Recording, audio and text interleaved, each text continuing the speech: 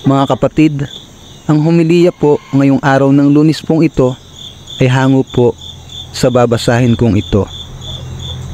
Lucas, Kapitulo 18, versikulo 35 hanggang 43. Pinagaling ang lalaking bulag.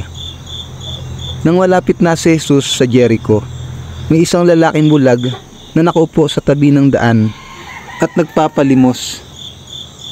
Nang marinig niyang nagdaraan ang maraming tao, itinanong niya kung ano ang nangyayari. Nagdaraan si Jesus na taga Nazaret.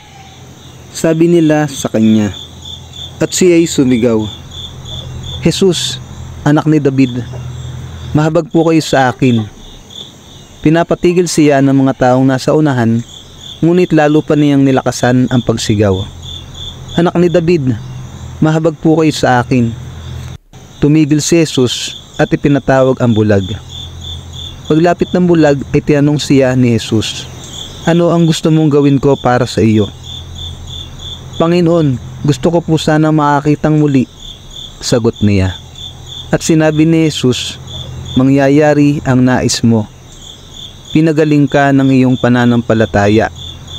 Noon di nakakita ang bulag at sumunod kay Jesus na nagpapuri sa Diyos. Nang makita ito ng mga tao, silang lahat ay nagpuri sa Diyos. Ang mabuting balita ng Panginoon. Pinupuri ka namin, Panginoong Hesukristo.